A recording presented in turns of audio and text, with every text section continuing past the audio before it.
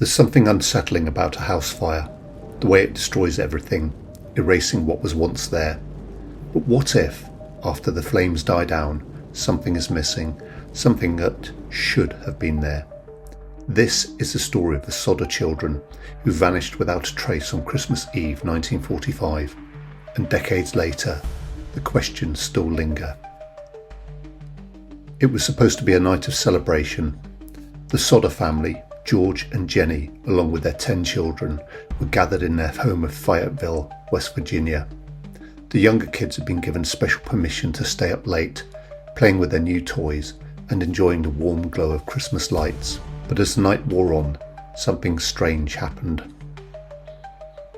A phone call came in around midnight. When Jenny answered, she heard a woman's voice, laughing. In the background, other voices whispered. Then, suddenly, click, the line went dead. Jenny brushed it off as a prank, but outside, someone was lurking in the darkness. A neighbour later reported seeing a man watching the Sodder house, tossing something onto the roof. Not long after, the family was jolted awake by smoke creeping through the halls. The house was on fire.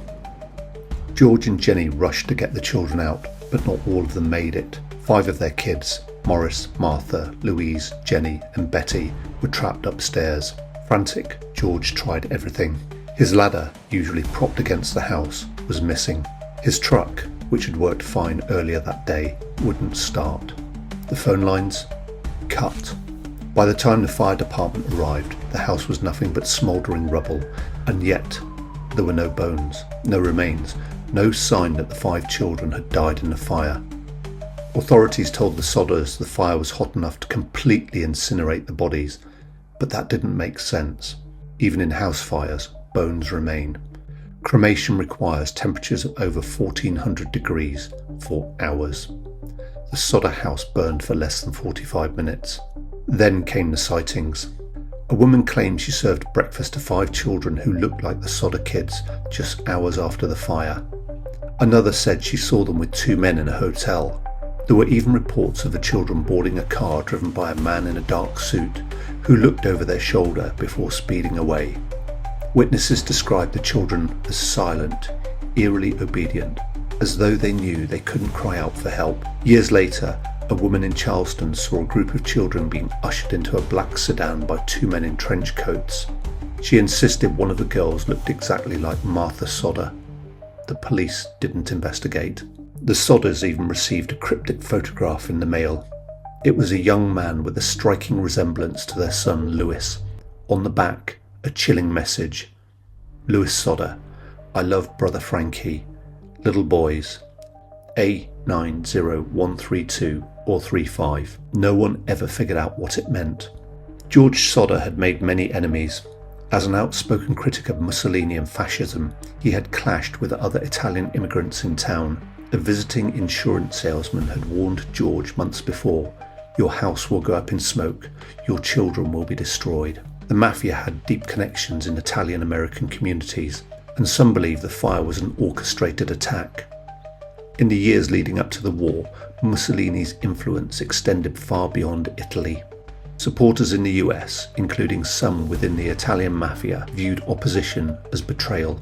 George Sodder had publicly criticised Mussolini, a dangerous stance in an era when organised crime often worked in tandem with corrupt officials and power players.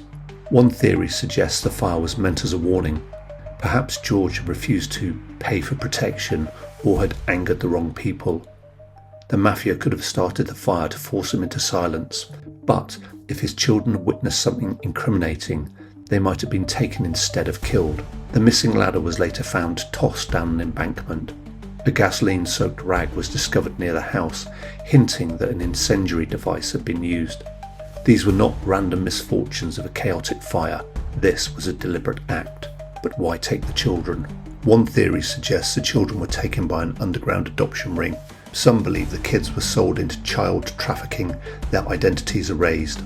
Another theory ties the case to an organised crime group that kidnapped the Sodder children as leverage, intending to force George into silence or financial ruin. If he had angered a mafia boss, taking his children would have been a surefire way to make him pay, whether through money, silence, or submission. Others whisper about a government cover-up. Had the children seen something they weren't supposed to see? Did someone high up have a reason to make them disappear? The fire chief's strange behaviour, delaying the investigation and later presenting supposed bones that turned out to be animal remains, raises questions about corruption. Could he have been paid off to look the other way? Theories swirled, but the truth was elusive. The Sodders spent the rest of their lives searching for answers, but the case was never solved. The fire destroyed their home, but it left behind a mystery, one that lingers in the shadows of history, waiting to be uncovered.